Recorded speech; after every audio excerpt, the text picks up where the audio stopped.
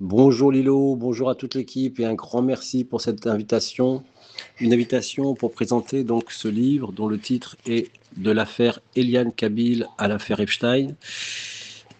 Un livre qui aura mis 25 ans. 25 ans pour tout simplement découvrir que c'est un combat qui a été orchestré, qui a été donc voulu, on va dire, dans la durée, c'est-à-dire nous maintenir 25 ans dans une injustice totale et qui en réalité aurait pu tout simplement être écourté, extrêmement écourté, car il y avait une seule pièce, une et une unique pièce qui s'appelle l'identité du verrou judiciaire, qui, en résumé, est ni plus ni moins que le bracelet qu'on pose sur une personne décédée et qui devient donc l'identité du défunt.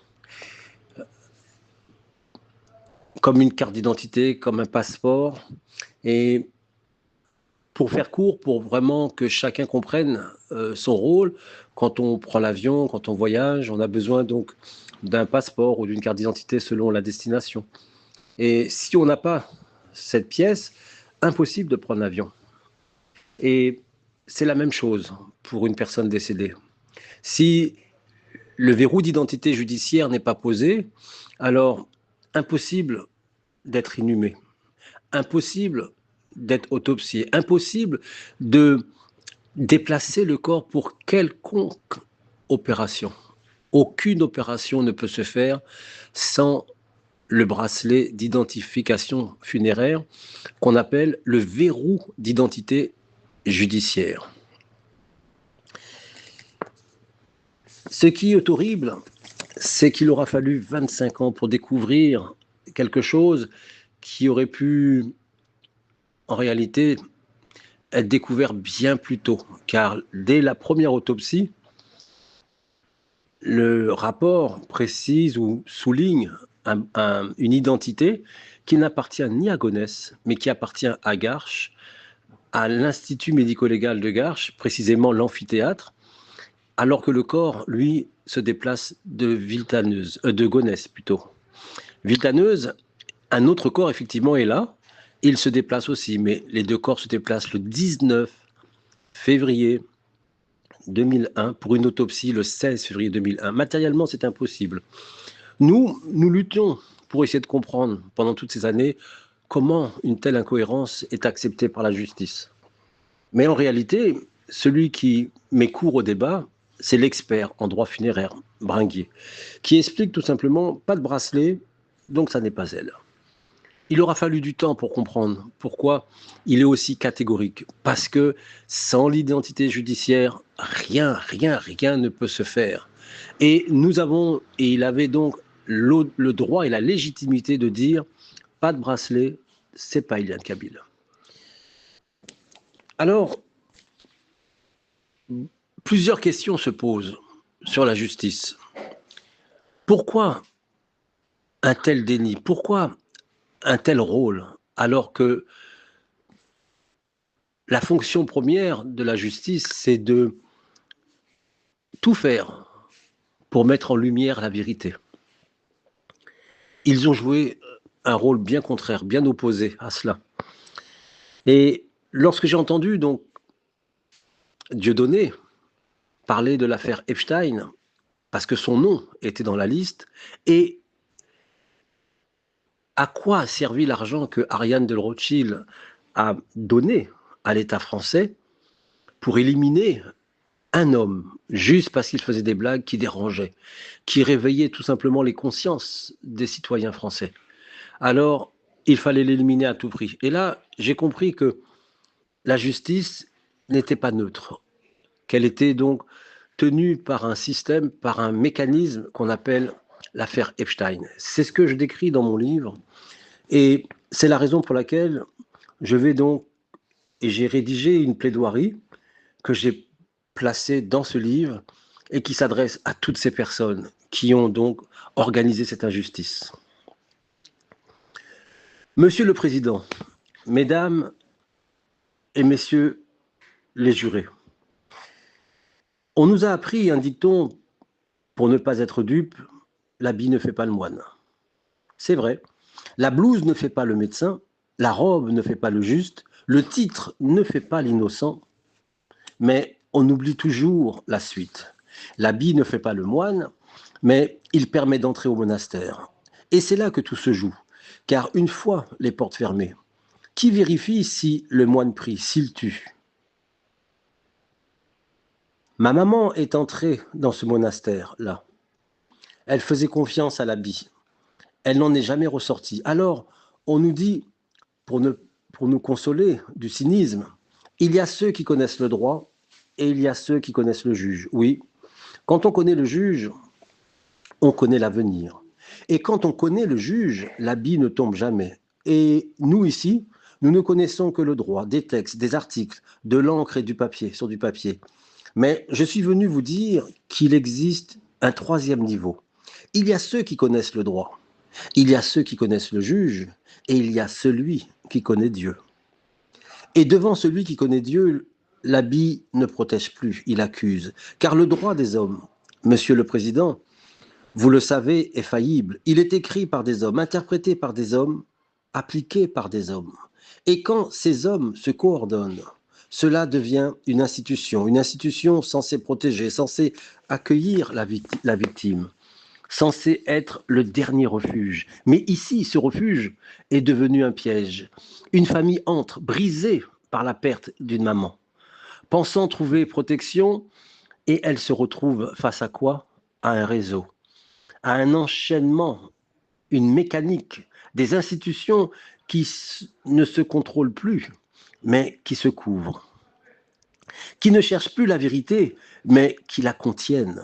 Alors, on ne parle plus d'erreur, on parle de manquements graves, on parle de défaillance organisée, on parle d'un verrou, un verrou d'identité, un verrou juridique, un verrou indispensable, car vous le savez, et un expert l'a établi. Sans identification judiciaire régulière, sans ce bracelet de vacation funéraire, aucune autopsie n'est légalement possible. Aucune inhumation ne doit avoir lieu. C'est une garantie fondamentale, une protection absolue. Et ici, ce verrou a disparu. Ou pire, il a été contourné. Et malgré cela, tout a été fait. L'autopsie, l'inhumation, la procédure, comme si la règle n'existait plus, comme si le droit pouvait s'effacer quand il dérange. Alors posez-vous la question, est-ce une erreur ou une volonté de fermer? Car pendant que ce verrou disparaissait, un autre se mettait en place, un verrou psychologique. On égare la famille, on la fatigue, on la noie dans les procédures. Et ce qui devait être une recherche de vérité devient une épreuve. 25 ans, 25 ans à tourner autour d'une réponse qui existait déjà. Car oui, il y avait un expert, un seul, le seul en France dans ce domaine. Une expertise claire, une expertise isolée, une expertise ignorée. Pourquoi? Parce qu'elle dérangeait, parce qu'elle ouvrait là où certains voulaient fermer. Alors, ce n'est plus une simple faute, c'est une chaîne d'actes, de silence, de validation. Une chaîne qui, au lieu de protéger une famille, l'a enfermée. Pas dans une cellule, mais dans quelque chose de pire, l'attente, le doute, le mensonge, 25 ans de prison. Car le droit des hommes, Monsieur le Président, vous le savez, est faillible. Il est écrit par des hommes, interprété par des hommes, appliqué par des hommes. C'est la justice d'ici-bas. Elle peut se tromper, elle peut se vendre, elle peut se taire, mais il existe une autre justice, la justice de Dieu. Elle ne se trompe pas, elle ne se vend pas, elle ne se tait pas, elle voit, même lorsque nous avons éteint la lumière. Toute ma vie, on m'a dit de choisir la justice des hommes ou la justice de Dieu, comme si elles étaient ennemies. Je suis venu vous dire qu'elles ne le sont pas. Il y a deux justices, oui, mais une seule peut être juste, celle où l'homme se met en accord avec les droits divins. Qu'est-ce que les droits divins? C'est simple. C'est le premier article non écrit de toutes nos lois. Tu respecteras la vie, car tu ne l'as pas créée. Le médecin jure de la protéger. Le juge jure de la défendre. L'élu jurent de la servir. Quand ils trahissent ce serment, leur habit n'est plus un uniforme, il devient un déguisement. Alors, que demande-t-on à ce tribunal? On ne vous demande pas de faire des miracles, on ne vous demande pas de ressusciter ma maman, on vous demande une seule chose. Si vous connaissez Dieu, alors jugez. Car si le juge connaît Dieu, il respecte sa création. Et s'il respecte sa création, il ne peut rendre qu'un seul verdict devant la vie qu'on a brisée. Un verdict juste, pas juste parce qu'il est légal, juste parce qu'il est digne, digne du droit, digne de l'homme, digne de Dieu. Et quand l'homme juge en accord avec les droits divins, sa justice cesse d'être seulement humaine. Elle devient juste. L'habit a fait entrer les assassins dans le monastère.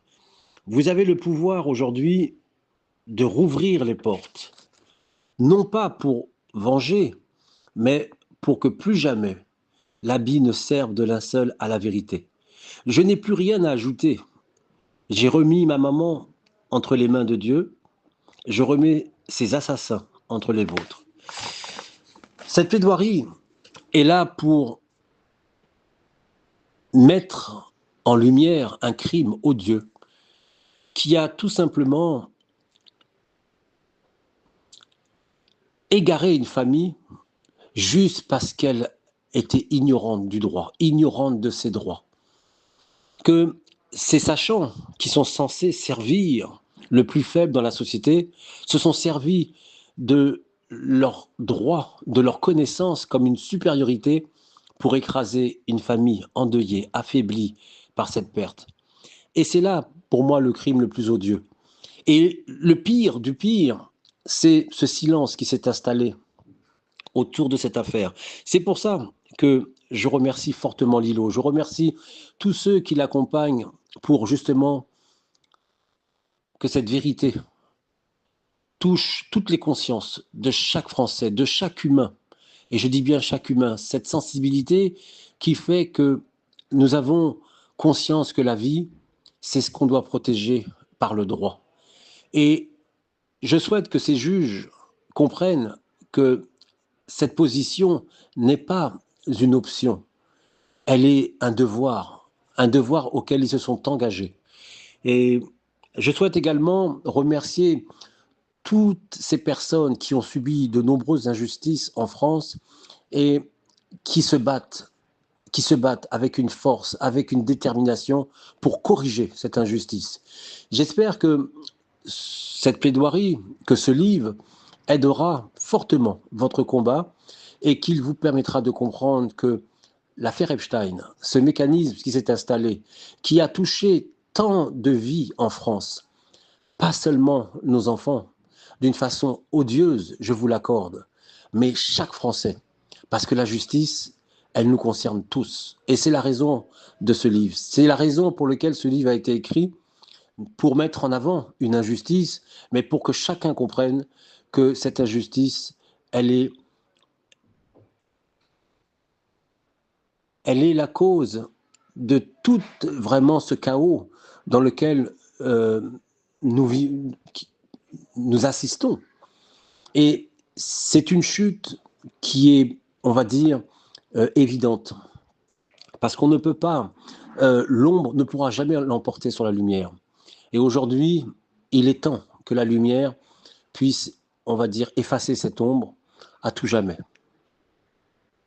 Merci Lilo, merci à tous ces éveillés et que le rôle de tous ces éveillés réveille encore ces quelques endormis.